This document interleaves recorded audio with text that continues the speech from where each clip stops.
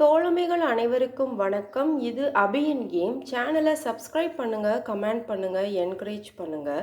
பயணத்தின் தொடர்ச்சியாக இன்று கவுனி அரிசி பொங்கல் எப்படி பண்ணலான்னு பார்க்கலாங்க. கவுனி அரிசி பொங்கல் குழந்தைங்க நல்லா விரும்பி சாப்பிடுவாங்க. செஞ்சு கொடுத்தா நல்லா அல்வா சாப்பிட்ற மாதிரி டேஸ்ட்டாக இருக்கும். கவுனி அரிசி பொங்கல் பண்ணுறதுக்கு முதல்ல நான் 75 ml அளவு பிடிக்கிற ஒரு டம்ளரில் நிறையா ஒரு கப் அரிசி எடுத்திருக்கேன்.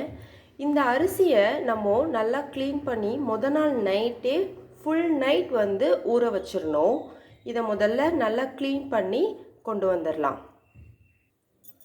இப்போது இந்த அரிசியை நல்லா க்ளீன் பண்ணியாச்சு. நம்ம இந்த டம்ளரில் தான் இந்த அரிசி எடுத்தோம் பார்த்தீங்களா. இப்போது இந்த டம்ளர்லேயே 4 டம்ளர் அளவு தண்ணி ஊற்றி இதை ஊற வச்சிடணும். 1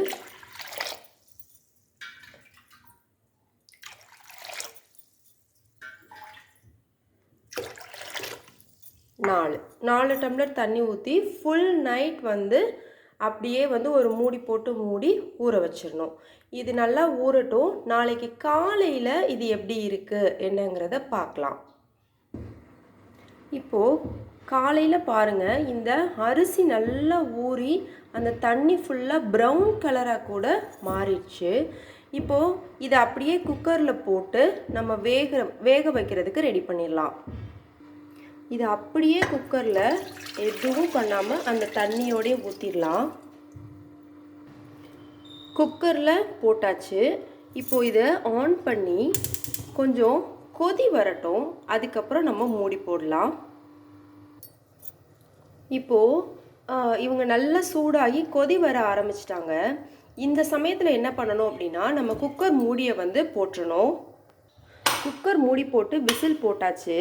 இது என்ன பண்ணணும், சிம்மில் கரெக்டாக ஒரு 6 விசில் வர்ற வரைக்கும் நம்ம வெயிட் பண்ணுவோம். சிம்மில் தான் வைக்கணும், ஃபுல்லில் வச்சிடாதீங்க. இப்போது ஃபஸ்ட்டு விசில் வந்துருச்சு. இது இப்போது 6ஆவது விசில். நம்ம அப்படியே ஆஃப் பண்ணிவிட்டு கொஞ்சம் நேரம் அந்த ஸ்டீமோடு இருக்க மாதிரி வச்சிடலாம். இப்போது ஸ்டீம் நல்லா ஃபுல்லாக இறங்கிருச்சு. இப்போ ஓப்பன் பண்ணி பார்ப்போம் இது எப்படி இருக்குது அப்படின்னு. இது ஆக்சுவலாக அப்படியே தாங்க இருக்குது. இது ரொம்ப பழைய அரிசின்னு நினைக்கிறேன். இதை மறுபடியும் நம்ம க்ளோஸ் பண்ணி சிம்மிலே வச்சு நம்ம விசில் விடலாம். நான் எத்தனை விசிலுக்கு அப்புறம் இது வேகுதுங்கிறத நான் உங்களுக்கு கடைசியில் சொல்கிறேன்.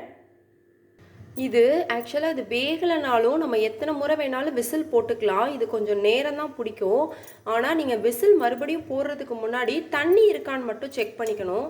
எனக்கு தண்ணி நிறையாவே இருக்குது. அதனால் நான் மறுபடியும் மூடி போட்டு நான் ஸ்டீம் விட போகிறேன். உங்களுக்கு தண்ணி கம்மியாக இருந்துச்சுன்னு ஃபீல் பண்ணிங்கன்னா மறுபடியும் ஒரு டம்ளர் தண்ணி ஆட் பண்ணிக்கலாம்.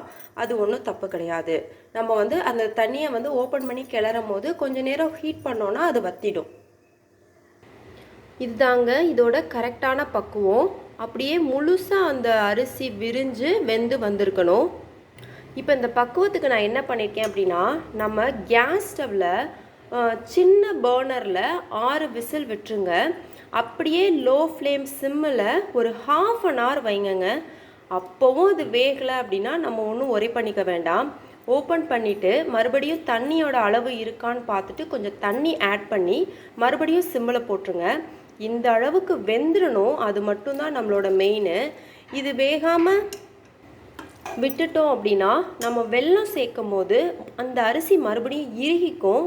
அதனால தான் இதை ஃபுல்லாக வேக வைக்கணும் அப்படிங்கிறதுக்காக நம்ம மறுபடியும் சிம்மில் போட்டு வேக வச்சோம். நம்ம அரிசி எடுத்தோம் இல்லையா, அந்த டம்ளரில் அதே கப்பில் 1.5 டம்ளர் நம்ம நாட்டு சர்க்கரை எடுத்துக்கிறோம். நாட்டு சர்க்கரையை இதில் போட்டு மிக்ஸ் பண்ணிடலாம்.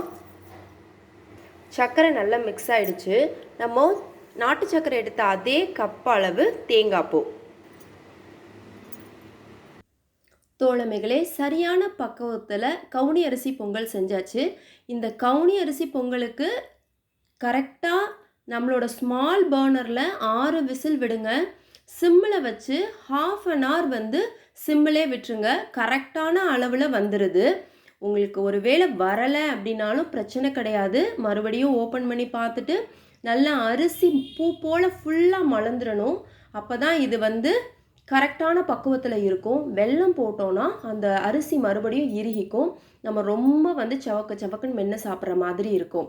ஸோ நீங்கள் இந்த ரெசிப்பியை இதே மாதிரி செஞ்சு பாருங்கள். உங்களுக்கு கரெக்டான பக்கத்தில் ஸ்வீட்டான ஒரு பொங்கல் கிடச்சிரும். பசங்களும் விரும்பி சாப்பிடுவாங்க. தோழமைகளே, என்னோட சேனல் நேம் அபியின் கேம். சப்ஸ்கிரைப் பண்ணுங்கள், கமெண்ட் பண்ணுங்கள், என்கரேஜ் பண்ணுங்கள். இந்த மாதிரி ஒரு அழகான சமையல் வீடியோவில் உங்களை மறுபடியும் சந்திக்கணும்னு விருப்பப்படுறேன். நன்றி, வணக்கம்.